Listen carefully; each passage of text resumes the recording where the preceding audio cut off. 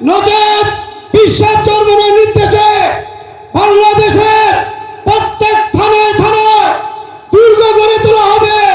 সন্তানদের স্থান বাংলাদেশে হবে না।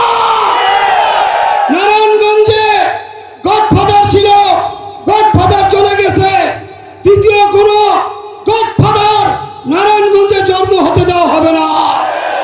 নারায়ণগঞ্জবাসী আর কোনো গডফাদার দেখতে চায় না। প্রয়োজন বোধে আবার বাঁশের লাঠি হাতে নিব, মাথার পাগড়ি কোমরে বাঁধবো। বাংলাদেশে সন্ত্রাসী কার্যক্রম করতে দেওয়া হবে না। জেলা থানার নেতৃবৃন্দ, মঞ্চের সম্মুখে উপস্থিত শত শত নেতাকর্মী ভাইরা, আসসালামু আলাইকুম ওয়া রাহমাতুল্লাহি ওয়া বারাকাতুহু। মাহে রমজান সিয়াম সাধনার মাস, ধৈর্য ধারণের মাস, সাথে সাথে আমরা বলবো মাহে রমজান আত্মত্যাগের মাস। মাহে রমজান আত্মত্যাগের মাস। এই রমজান মাসেই বদর দিবস সংগঠিত হয়েছিল। বদর দিবসের মাধ্যমে সারা পৃথিবীর মধ্যে ইসলামের সূর্য উদিত হয়েছিল। আজকে বাংলাদেশের মধ্যে আমরা 53 বছর যাবৎ বাংলাদেশ স্বাধীন করেছি। বাংলার মানুষ অদ্যাবধি স্বাধীনতার স্বাদ ভোগ করতে পারেনি। কি হলো আমাদের? আজকে আমরা মনে করেছিলাম 5 তারিখের পরে, স্বাধীনতার পরে মানুষ শান্তিতে বসবাস করবে, ব্যবসায়ীরা শান্তিতে ব্যবসা করবে, আমরা শান্তিতে ঘুমাবো। কি দেখতে পেলাম? 5ই আগস্টের পরে আবার চাঁদাবাজি শুরু হলো, দখলদারি শুরু হলো, সন্ত্রাসী শুরু হলো। কি লাভ হলো এত রক্তের বিনিময়? কি লাভ হলো এত জীবনের বিনিময়? কি লাভ হলো এত ছেলে পঙ্গু হলো? আমরা স্পষ্টভাবে বলবো, ব্যবসায়ীদেরকে জানালাম কি অবস্থা। তারা বলল আগে চাঁদা নিত সেন্টু, এখন চাঁদা নেই মন্টু। এই বেশ কম হয়েছে, আর কোনো বেশ কম হয় নাই।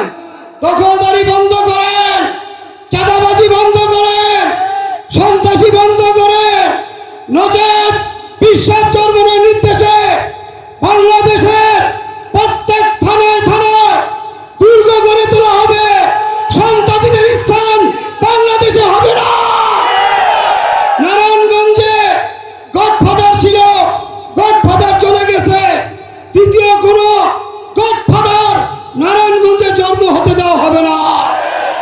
নারায়ণগঞ্জবাসী আর কোনো গডফাদার দেখতে চায় না। প্রয়োজন বোধে আবার বাঁশের লাঠি হাতে নিব, মাথার পাগড়ি কোমরে বাঁধবো। বাংলাদেশে সন্ত্রাসী কার্যক্রম করতে দেওয়া হবে না। আজকে বাংলাদেশের মধ্যে দর্শনটা একটা মহামারীর আকারে দেখা দিছে। যে দেশের মধ্যে 4 বছরের শিশু তানিয়া থেকে শুরু করে 80 বছরের বৃদ্ধা পর্যন্ত দর্শনের হাত থেকে রেহাই পায় না। এই আইন হলো মানব রচিত আইন। কথা ঠিক না বেঠি? মানব রচিত আইনে জুলুম বন্ধ করা যাবে না, দর্শন বন্ধ করা যাবে না, চুরি বন্ধ করা যাবে না, সন্ত্রাস বন্ধ করা যাবে না। এগুলি বন্ধ করতে হলে কোরআনের আইন প্রয়োজন। কোরআনের আইন ছাড়া দর্শন বন্ধ করা যাবে না। আমার কথাটি জানবো, একটু খেয়াল করবেন। আজ থেকে 1400 বছর আগে জনাবে রাসূলুল্লাহ সাল্লাল্লাহু আলাইহি ওয়াসাল্লাম দরবারে জনৈক সাহাবীকে আল্লাহ রাসূল বলতেছে, হাল তারিফুল হীরা, তুমি হীরা চেনো? হ্যাঁ হুজুর। তো সুদূর হীরার থেকে 1500 মাইল দূরের থেকে একজন মহিলা একা হজ করে আবার চলে যাবে, 3000 মাইল অতিক্রম করবে, রাস্তায় তার কোনো অসুবিধা হবে না। এই ছিল ইসলামের যুগ। এখন আপনার মা আমার মা, আপনার মেয়ে আমার মেয়ে, আপনার বোন আমার বোন, এক বাড়ি থেকে আরেক বাড়িতে যাওয়ার জন্য কোনো নিরাপদ নাই। কি হলো আমাদের? বুঝলাম মানব রচিত আইনে মানুষের শান্তি হবে না, কোরআনের আইন লাগবে। কোন মওদুদির বিচার করতে পারে না, কোন সন্ত্রাসীর বিচার করতে পারে না, কোন চাঁদাবাজের বিচার করতে পারে না। চাঁদাবাজের বিচার করতে হলে আল্লাহওয়ালা লোক লাগবে, সন্ত্রাস দমন করতে হলে কোরআনী আইন লাগবে। আর যদি প্রয়োজন হয় আবার কোরআনী আইন বাস্তবায়নের জন্য এদেশে কল্যাণমূলক রাষ্ট্র গঠন করার জন্য রক্ত দিতে প্রয়োজন হইলে, জীবন দিতে প্রয়োজন হইলে, বাঁশের লাঠি আবার হাতে নিতে হইলে কারা কারা প্রস্তুত? জান দিব, জীবন দিব, কল্যাণমূলক রাষ্ট্র আমরা করেই ছাড়বো ইনশাআল্লাহ। আগামী নির্বাচনে আর দিনের ভোট রাত্রে দেওয়া যাবে না, কোনো সন্ত্রাসী কার্যক্রম চলবে না। আমরা প্রত্যেক সেন্টারে সেন্টার কমিটি করব। মানুষ টেকনাফ থেকে তেতুলিয়া, রূপসা থেকে পাথুরিয়া ইসলামী আন্দোলন তথা বিশ্বাস চরমনার দিকে তাকিয়ে আছে। আগামী নির্বাচনে ইসলামকে বিজয় করা একটা চ্যালেঞ্জ।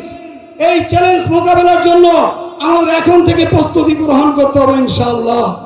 আমরা এদেশের সন্তান, এদেশে আমাদের জন্মভূমি, আমরা ভেসে আসি নাই। কারো রক্তচক্ষুকে আমরা ভয় করি না, কারো হুমকি ধমকিকে আমরা ভয় করি না ইনশাআল্লাহ।